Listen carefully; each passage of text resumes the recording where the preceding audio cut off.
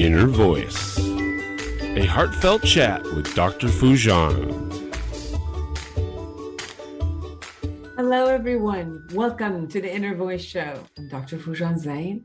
I'm a psychotherapist, author, and the originator of the Awareness Integration Theory. And hello to Sean, our director in our studio. This is a show about what matters most in our life: our minds, our thoughts, feelings, actions, relationships, and our fulfillment in this beautiful journey of life.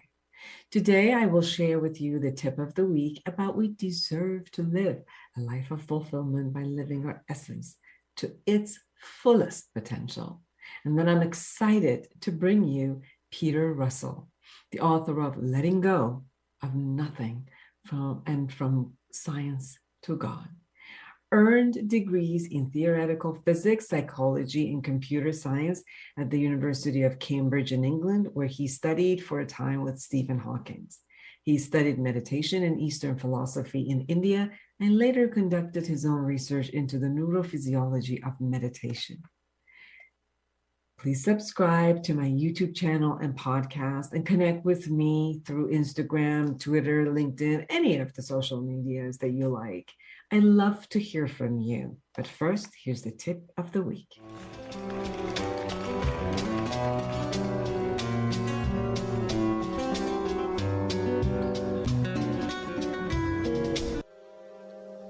Hello, I'm Dr. Foojan Zain. I'm a psychotherapist and a life coach for the past 30 years, and I'm the originator of the Awareness Integration Therapy. I'd love to be able to support you in any matters of life that shows up for you that you need support. So call me at 818-648-2140. I am available to do online therapy or coaching, anyone who's around the world. And you can also join me in my office in San Clemente, California, if you like to come to the office. So call me at 818-648-2140 or go to foojan.com. I look forward to hearing from you and having the opportunity to support you in things that are in your life and you just want to excel and create an amazing life for yourself and everyone around you.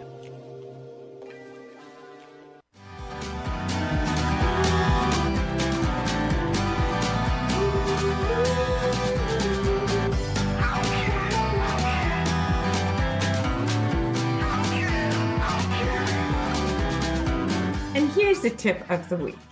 This week, I've been experiencing gratitude. Last weekend, I had a workshop for therapists and coaches who will be certified in the Awareness Integration Theory. I woke up with this tremendous amount of gratitude for all of my teachers, the masters in the field, my supervisors, and my therapists.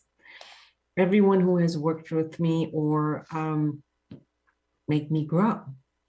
As I was going through the names of people who had supported me, felt me, and moved me forward in this journey, I also saw all the people who had mentored them.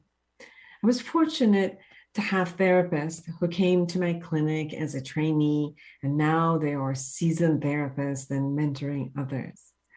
This weekend brought the notion of how we are connected generation after generation, handing over the knowledge that we gain from another to another. This filled me with joy. As a part of our lecture, I was reciting what I had learned from Dr. Albert Ellis about striving toward unconditional self-acceptance, unconditional other acceptance, and unconditional life acceptance. It dawned on me that we're born with those qualities. Our essence as human beings is unconditional acceptance. We come to this world open to receive. We accept all that is given to us by our parents, grandparents, siblings, teachers, friends, governments, societies, the world. As we feel hurt and pain, we end up closing in to protect ourselves. Yet we remain closed. We lose the essence of acceptance of life as is. We see others as possible source of threat and pain. We also take things personally, hold negative views about ourselves, and punish ourselves. We may form lots of relationships while we're closed off. We may even teach how not to accept all that there is and ways to close off as a protective measure to our children and our next generation. We go into marriages closed off with no acceptance of our mate as is. We raise our children by not accepting who they naturally are and molding them to what we want them to be. We refuse to acknowledge the rights of so many people who are not like us. As we close ourselves up, we become more angry, depressed, isolated, righteous, and physically ill, which then forces us to clean up. Then we learn to gain the skill to assess, set boundaries, and protect ourselves without having to close up completely. And hopefully, as we grow, we relearn our original essence of unconditional acceptance, as if we are cleaning the mud off a rough diamond and we give it a brilliant shine by giving it magnificent cuts, by learning and implementing skills, and allow our essence to brilliantly shine. We deserve to live a life of fulfillment by living our essence to its full potential. For more observational skills and learning ways to clear the past wounds so that you can be yourself and open yourself and shine, go to my book, Life Reset, the Awareness Integration Path to Create the Life You Want. Thank you.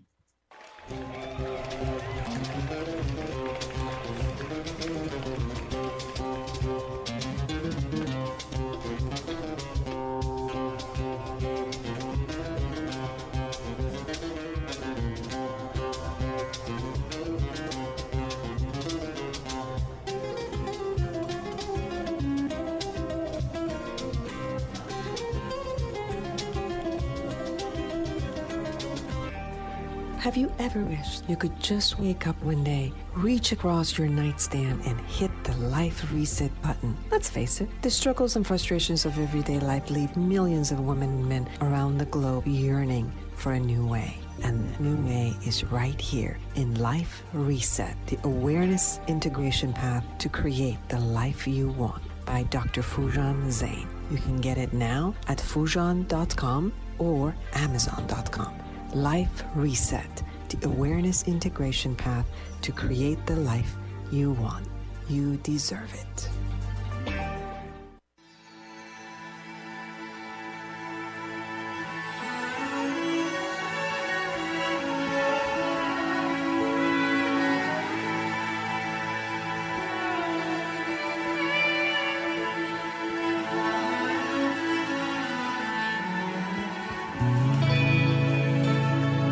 Welcome back, everyone. I'm Dr. Foojan Zain, and I am so excited to have Peter Russell with us.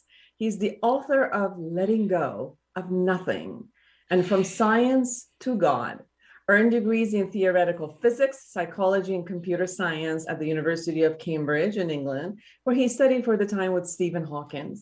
He studied meditation and Eastern philosophy in India and later conducted research into neurophysiology of meditation.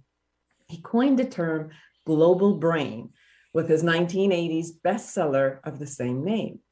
He sold 100,000 copies, and in which he predicted the internet and the impact it would have on humanity. We're going to ask him what else he's going to be predicting.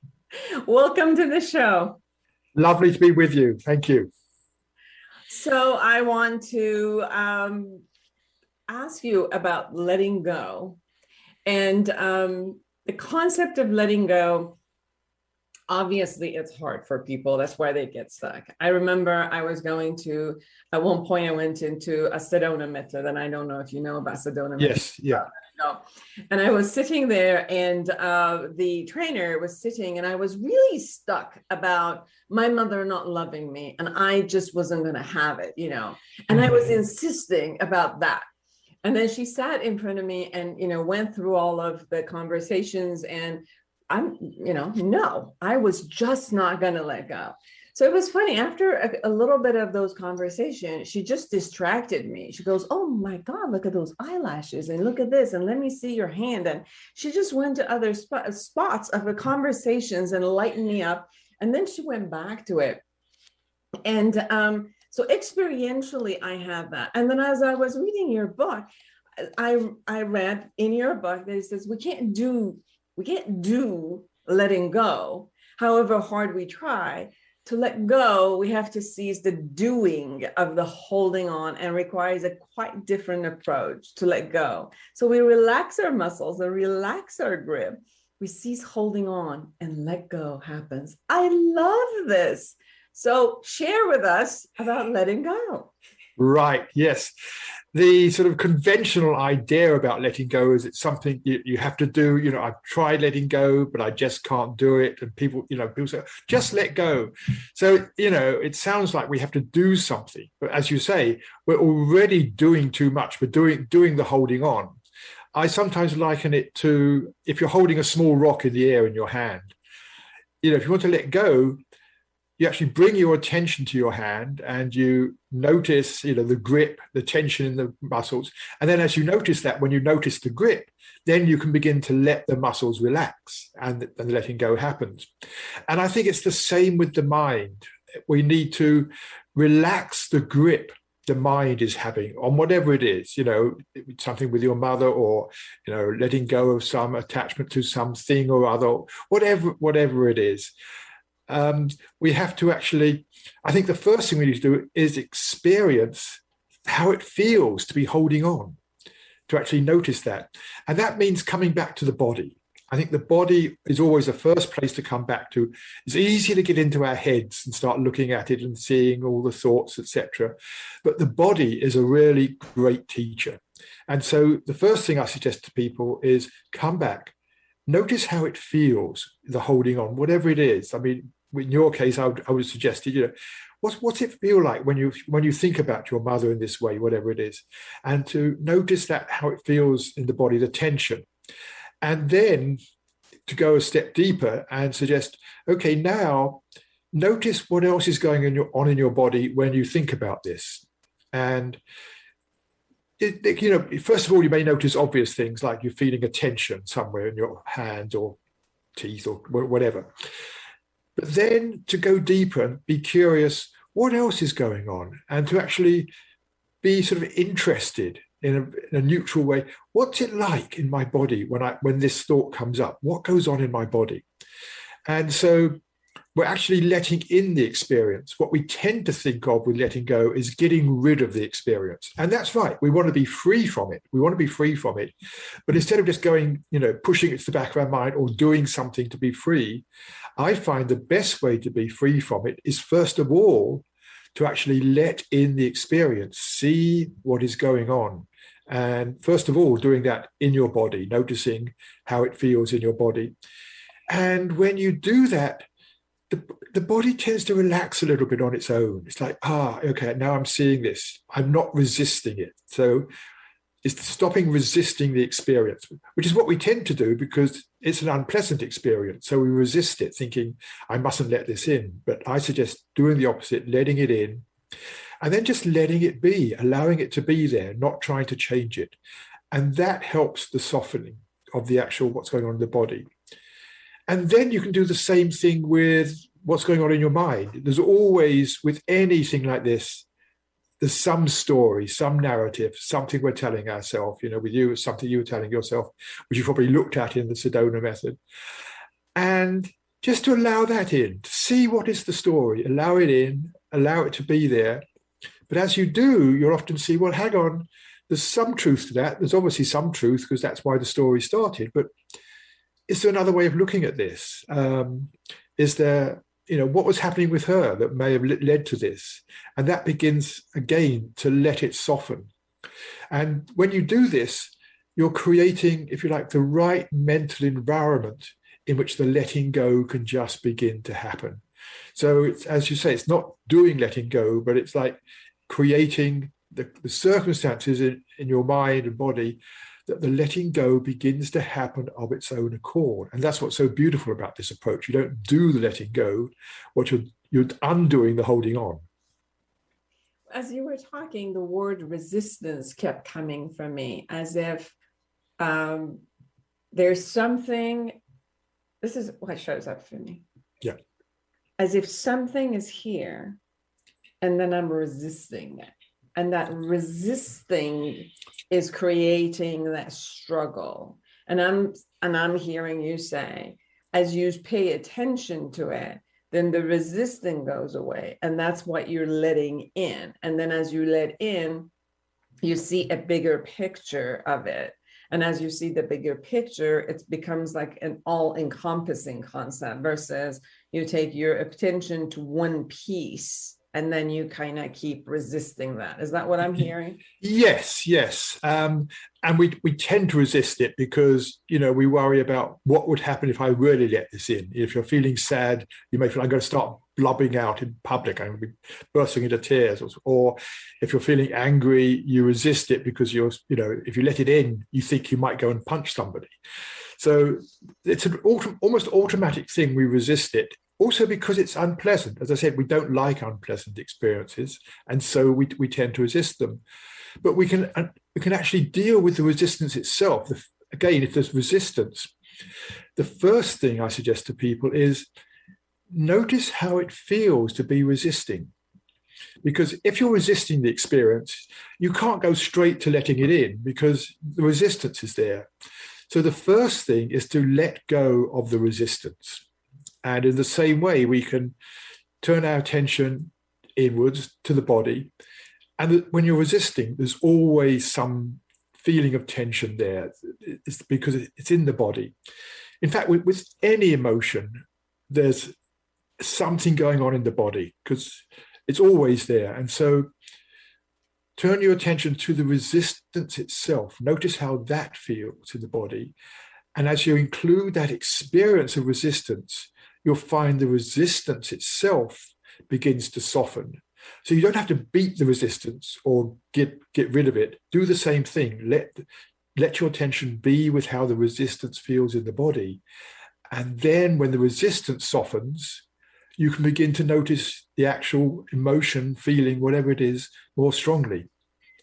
And I've sensed the same thing with pain, right? When people have pain, they resist it. Yes. They push it away. They fight with it. And I'm sensing that the method you're talking about is paying attention to it, allowing it to soften up, and that by itself also kind of whether minimizes or dissipates the pain, or at least the struggle with it, which is a double whammy. Right. Yes. Exactly. I mean, you may have heard this saying that pain is inevitable, suffering is optional. And the suffering comes from the resistance to it. The pain is there, but then we make ourselves suffer because I wish I didn't feel this. I wish it would go away. So we create additional, if you like, emotional pain over the actual physical pain. And that's where the suffering comes in. And the way I approach it is pain is a call for attention. It's like the body's alarm system going off, saying, hey, there's something wrong here. Attention, please. And so what we tend to do is the opposite. We try to take our attention away from it, block it, take painkillers, so we don't experience it. But if the body is asking for attention, then give it attention. And so I found this really valuable with pain, to actually turn my attention to it, to notice what it feels like. Oh, there's a tight bit. Oh, there's a sharp bit here. Oh, I can see it spreading over there. Oh, here's a bit about it I hadn't noticed. So you get curious as to what is the pain actually like. So not just turning your attention to the pain, here's the pain, but actually going deeper, noticing all the different bits of it and just being with that. And I found sometimes, the pain just dissolves when I do it. The very first time I discovered this was years ago, and I had an earache. I don't know what it was, but it was just my ear was aching. And that night, as I lay in bed, I just thought, okay, let me try this. Let me give this pain attention. And so I just did that. I just felt it, got into the earache, what it actually felt like. And like in 10 minutes, it had disappeared completely. It had gone. And that fascinated me. And I found this often is the case. Or if it doesn't go, it becomes easier to be with. And I'm not saying this is going to work with all pain. There are people I know who have chronic pain, who have, whatever it is from some, illness or psychological thing, chronic pain, that won't go away like this. But it may make it easier to be with. I know somebody who had chronic pain because of physical thing in her spine. And when she started doing this, the pain was the same, but the suffering was less. She found it easier to be with the pain and accept it. So you're absolutely right. It's the resisting it is part of the problem. And yeah, pain is a call for attention. So let's give it attention. If the fire bell rings, you don't put a blanket over it to keep it quiet. You say, okay, what's up? And I think it's the same with the body. When the body's fire bell rings, say, okay, what's going on here? Rather than taking a painkiller or something. In your book, you talk about returning to a natural mind. What is the natural mind? And most of the people, when you look at their mind or listen to their mind, let's say better, listen to their mind. It's a lot of what if, oh this, oh that. And these, it's thoughts coming at us, bombarding us from every aspect. So when you say return to the natural mind, what is that? Right, the natural mind, and it's not the normal mind. The normal mind is what you described. The norm is the average, and that's where most of us are most of the time. And if you look at those thoughts, they're all thoughts in one way or another about somewhere there's discontent in them.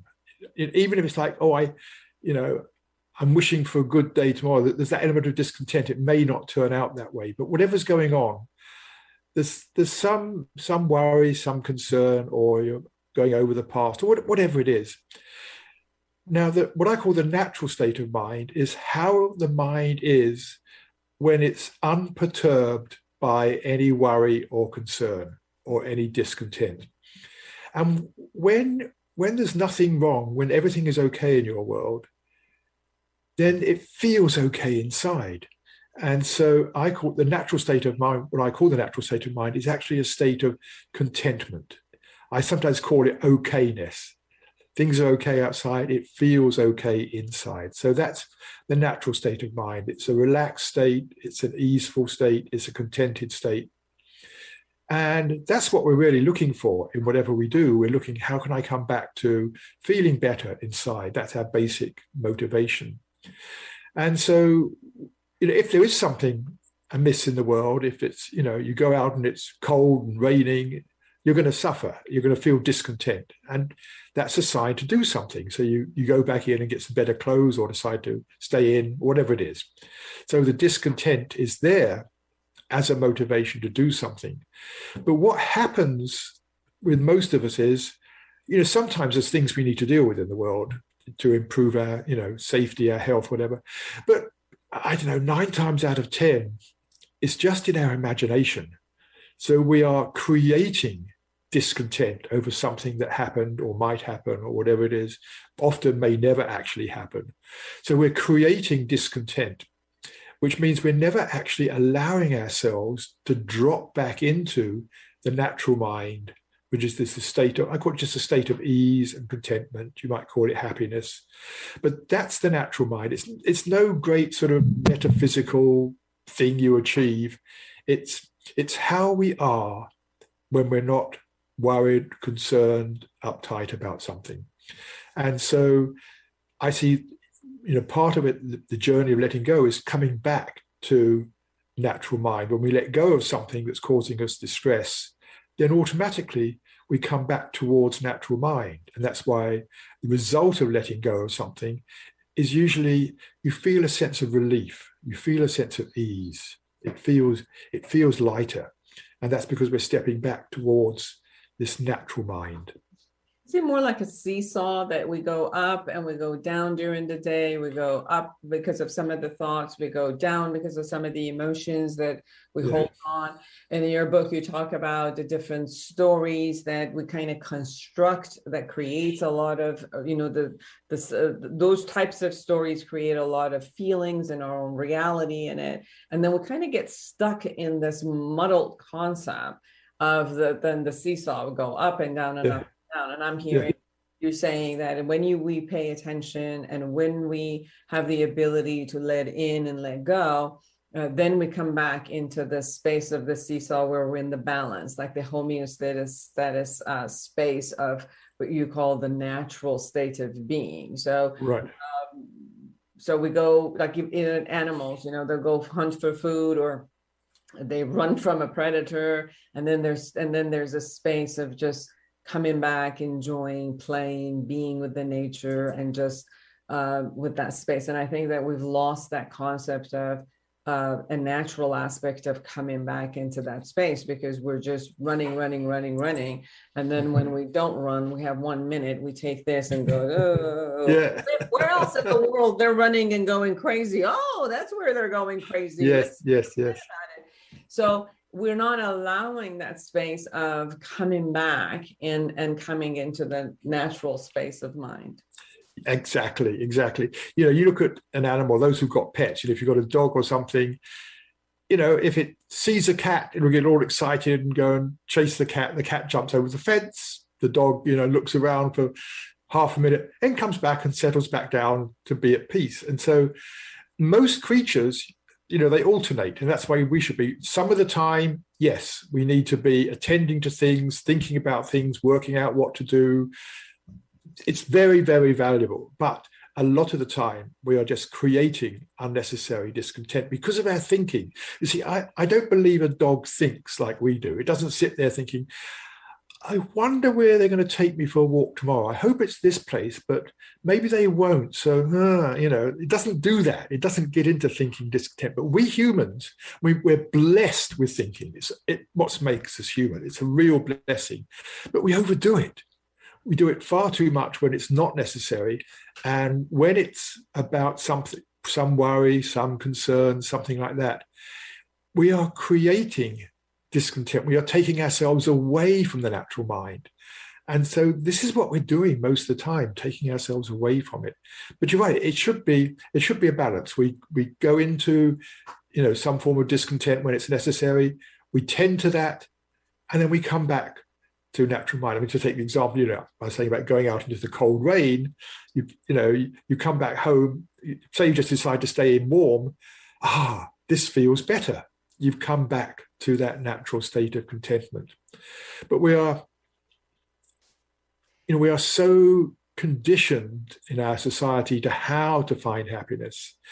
And that's why we get attached to things. We get attached to, this is what I need to be happy.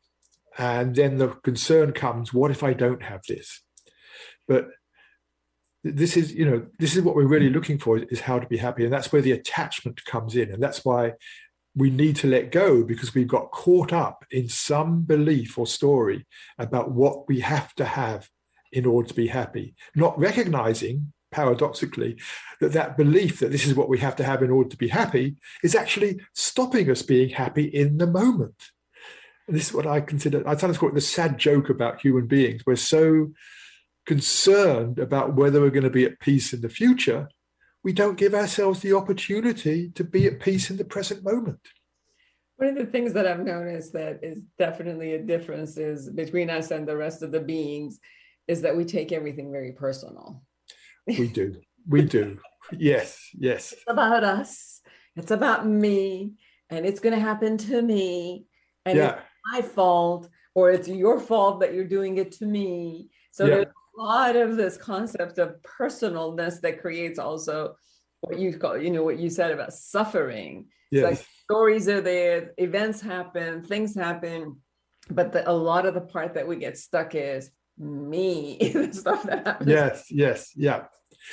And again, at times, that's, it's important to look after ourselves at times. But again, we're so worried about our social identity, what people are going to think of me, is this going to be good for me, etc. We're stuck in that, and that's what I call the ego mind. It's like it's the bit that wants to look after us and keep us safe, but it's being activated so much of the time when it's unnecessary. Yeah. So I wanted to go on. You go on. The dichotomy, the paradox of the name of your book, because we always think I gotta let go toward nothing, and then your book says letting go of nothing. Yes. What do you mean by nothing? What I actually mean, it's a slight pun. It's no thing. Yeah. I mean, there's other meanings in there, like you say, it's letting go to nothing, and also when we let go of something, we say, "Oh, it was nothing." Afterwards we might say, "I let go; it was nothing." But the main sense of this in the book is what we're letting go of are not the things themselves. We're not trying to change the world. We're not even really letting go of thoughts and feelings because they're things. What we're letting go of is our attachment to them. And our attachment isn't actually a thing you can identify, it's just there. And ultimately, our attachment comes from a way of seeing things. It's like a mindset, it's how we see things. So as I was saying, part of the attachment is, I've got to have this in order to be happy. That view of the world, belief, is what creates the attachment. And so what we're letting go of is not the thoughts or the feelings or the things in themselves, but we're letting go of the attachment. And the attachment isn't a thing. It isn't a thing. So that's where the letting go of nothing comes from. We're not letting go of things. We're actually changing our mind. So letting go of a way of seeing things is actually a change of mind. And so that I see as the essence of letting go, is changing the lens through which we are seeing things. And essentially, if you take a lens, if you're wearing, rose-tinted spectacles, you see everything as rosy, whatever it is, or if you're wearing whatever it is. And you don't see the lens, you see the world through that lens. In the same way, when we have a lens that, I need this or that, we don't actually see that. What we see is the world that is then influenced by that mindset, by that belief system. So that's what we're letting go of, is a no thing. We're letting go of the view we're having. So it's basically about a change of mind, a change in how we see things. That's how I see the essence of letting go, is a change in how we are seeing things. And you talk about the thinking mind, and you're also what you just said about I view something, I think about it in a particular way. As I expand it, I think about it in another way. I'm still thinking. There's also this concept of everybody came in calling me like, "Doctor, can you just stop me thinking?" I'm like, "Yeah, short of lobotomy, no. There is no way that I can stop you from thinking." But you do talk about how to relax that part of the yes. Share with us, where everybody wants to know how to stop thinking. You can't stop thinking in the sense it's going to keep coming back, but you can pause it for a short while. I've noticed this, and I found it really, really valuable. So what I mean is, if you notice yourself caught up in some particular thought, whatever it is, it could have been about your mother or something, or about what might happen, whatever it is, you notice some particular thought that's there, or any thought really, you can choose to pause that thought for a moment. It's just choosing not to follow that thought any further. It'll come back maybe, but just in the moment, you're just saying, I'm choosing not to follow that thought. And when you stop following that thought, because a thought wants to be followed, it wants this and it leads to this, and then if this happens, you're just saying, I'm not going there. And when you stop following the thought, two things happen. One, you usually feel a sense of relief, some little relaxation, some ease. You're actually dropping back towards that natural mind. So you're feeling at ease. You notice that when you stop following the thought, there's often a sense of, the relief. There's a relaxation that happens because the thought is making you tense. So when you stop following it, you sense that sort of slight lightness, relaxation, whatever it is. The second thing that happens is you begin to notice the present moment. You begin to notice it more because the thought is taking your attention out into the world in some way or another, something you have to do or whatever it is. So the thought is taking you out of the present moment. So when you stop following the thought, not only do you feel in that moment a little bit easier, but you also begin to notice, oh, there's the wind in the trees, or there's the traffic noise, or whatever it is. You just notice what's going on around you. So it isn't you try to be present. It's like the present reveals itself because it's always there, the present. The present moment is always there. But when we're caught up in a thought, we don't notice it. So when you pause the thought, it's like, okay, yes. Oh, and there's this happening. So, and then you may notice other subtler thoughts behind that you hadn't noticed, or other feelings behind that you hadn't noticed. So you begin to sort of drop in deeper. And I've just found this one of the most valuable things. You don't have to do it for long, stop for 5 seconds, whatever. I have notes pinned around my house just saying pause. And when I see one, hopefully I'll just stop for 5-10 seconds, sometimes longer, sometimes half a minute, whatever I feel like, and just go, thank you. Yes. Yeah. And the thoughts will come back, but it's the point is it's about choosing to pause them for a moment. That's the important thing. And that's something I encourage everybody to try, just seeing what happens between two tasks. I don't mean in the middle of doing something. I don't mean in the middle of writing something, whatever. But maybe between things, you've just completed your emails, you're going off to make a cup of coffee or something. In that moment between doing two things, there's a time just to pause for a few seconds. Notice what's going on in your mind. There's always something maybe about the next thing to do or something else. Notice that thought and just say, I'm not going to follow you for the moment. And just notice how it feels. I remembered an app which is called B Zone, B-E-E Zone, Z-O-N-E. It's free for everyone. And then it has a feature that's called traffic light, which on the hour, every hour, it gives you this kind of like beautiful sound, which is kind of promoting 1 minute of pause. Yes. Go in. Yeah. Yes. Just practice, like stop. Yes. Yeah.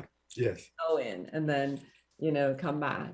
And yes. The thought process I've really noticed is more like what you were saying, when there's a lot of bombardment of different thoughts, it's standing in, okay, which one of these thoughts am I going to choose to follow?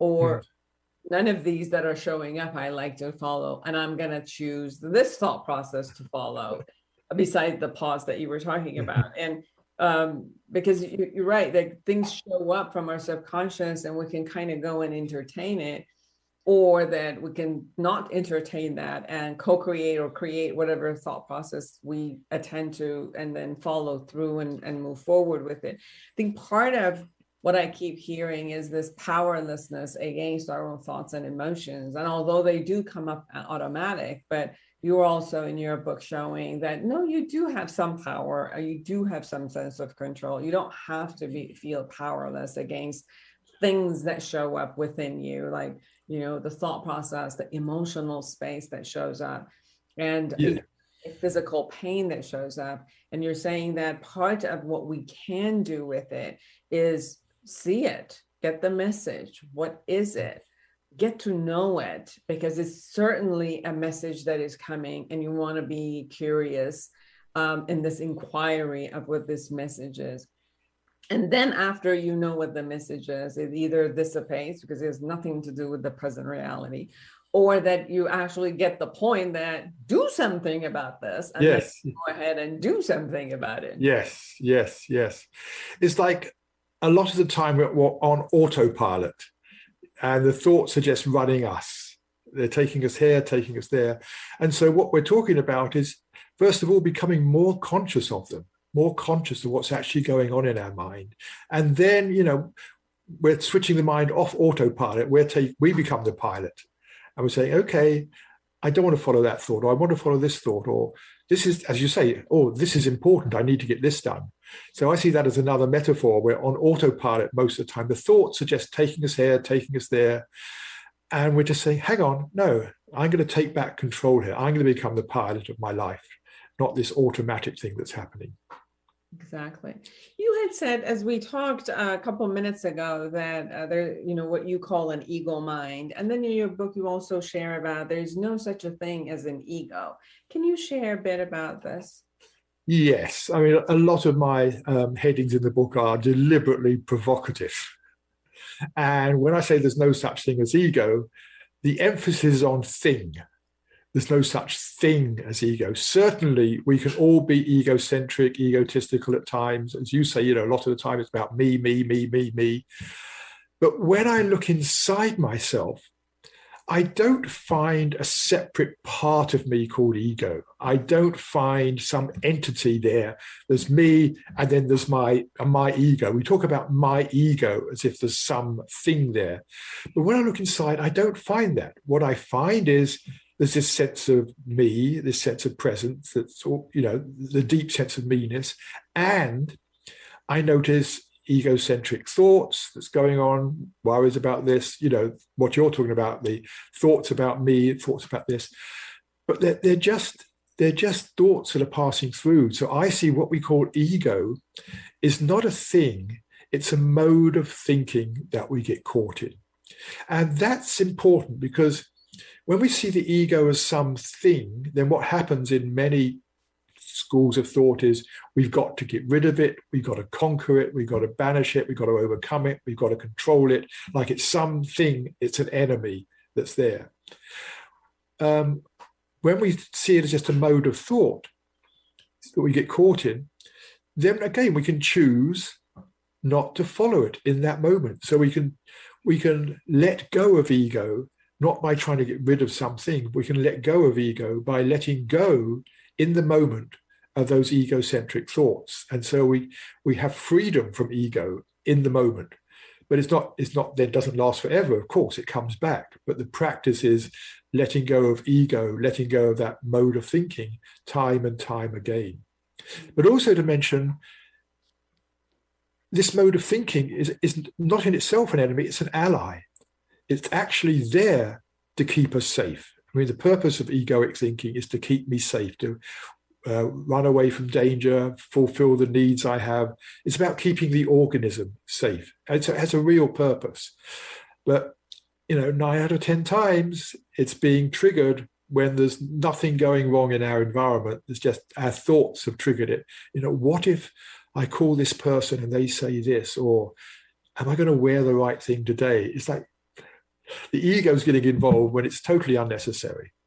So then that's the time to just let it go for the moment, step out of that mode of thinking. Again, it's that pause thing. We can pause the egoic mode of thinking for a moment. And as we do that regularly, whenever we notice it, we first of all start noticing how it feels to do that. It feels better. That becomes a motivation to do it. And we get more skilled at it. It's like, yes. So we're learning how to let it happen more easily. So, and this is really what I think, all the spiritual paths are about ultimately, is how do we let go of ego? So again, I see it as a way of improving our life just by pausing it from time to time.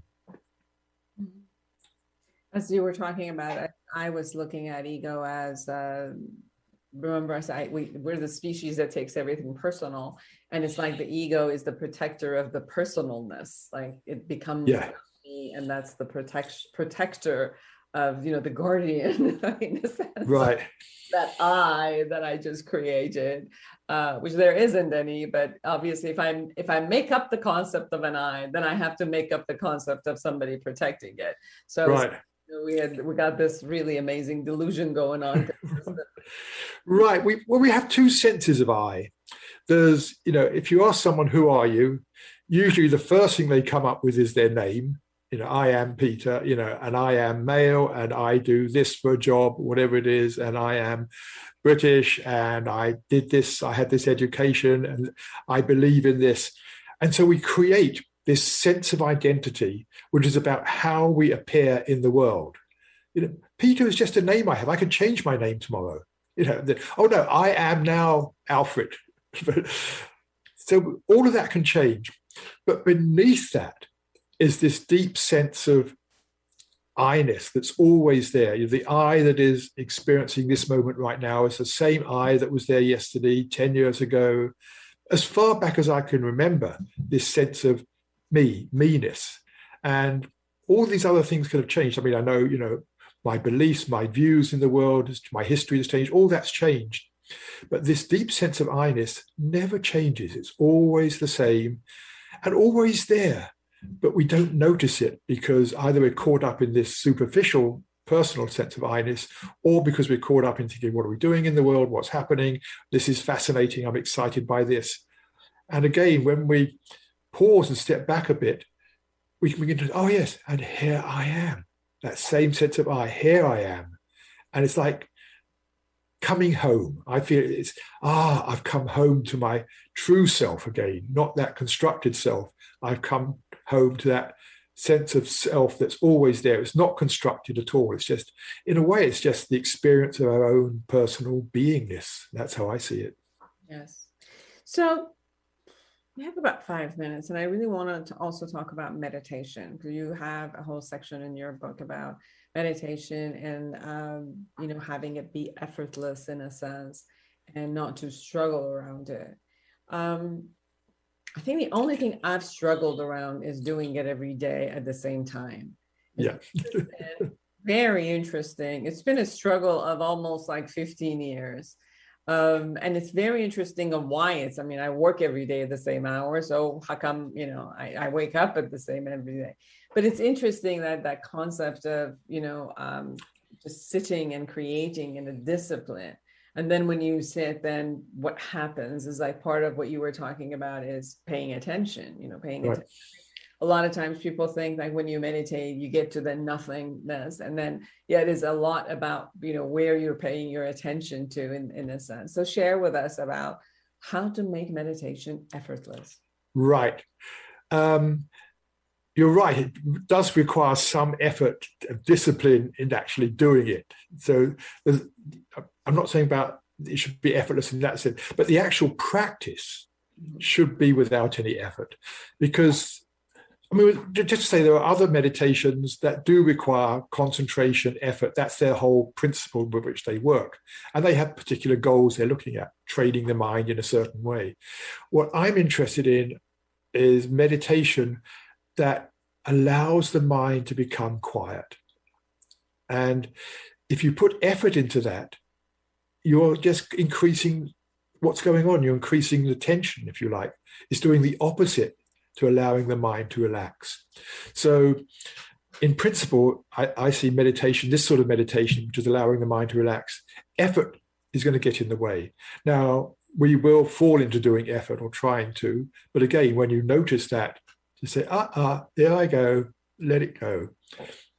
And so it starts off with really what I was saying earlier about not following the thoughts. So when you sit down to meditate, you're going to notice thoughts popping in all over the place. It happens to everybody. You ask, some monk, Buddhist monk, do you have thoughts in meditation? They say, yes, but, I don't follow them.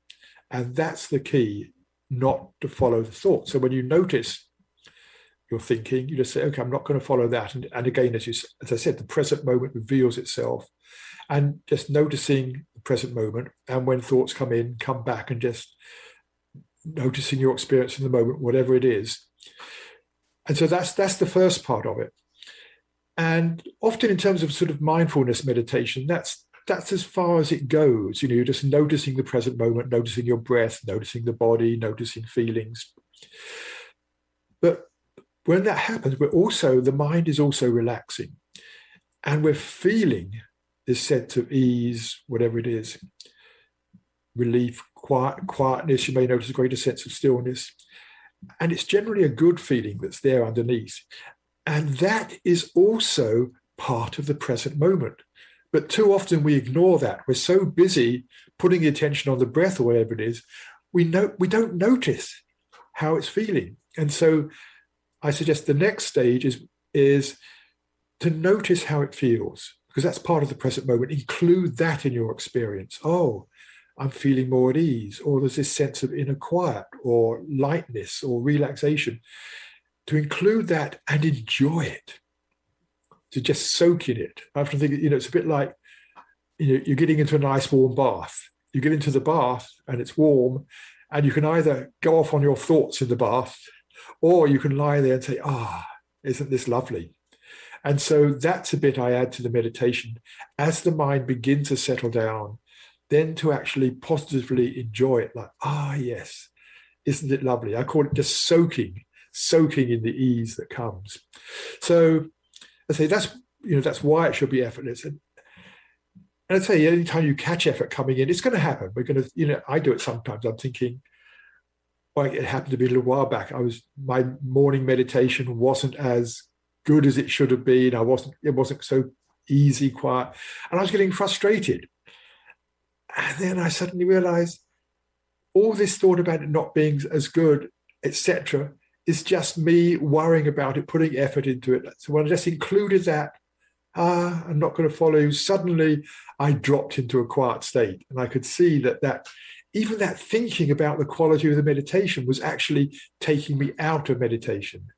So effortless is always taking you away from being in that quieter, relaxed state. Real quick, anything we haven't said that you want to make sure everybody knows? I've mentioned that we're all looking for, the same thing. We're looking to be at peace, happy, to come back to natural mind, and to recognize that everybody else wants that. That's what everybody else is looking for. We may look for it in different ways that sometimes are in conflict, but just by recognizing that comes kindness. It's like, this is what other people want. So in any interaction is, how can I talk to this person? How can I say what I have to say, whatever it is, so that the other person feels better on receiving it, which in a way is, we so easily get into attack, or not so easily, but often we get into some attack thought.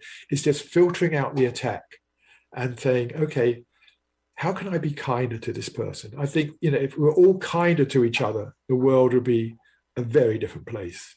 Absolutely. Peter Russell, everyone, please get the book, Letting Go of Nothing, and From Science to God. Thank you so much for taking the time and being on my show. Pleasure. I've really enjoyed being with you. And for all of you who are out there, create an amazing world for yourself and everyone around you. And until next week, bye-bye.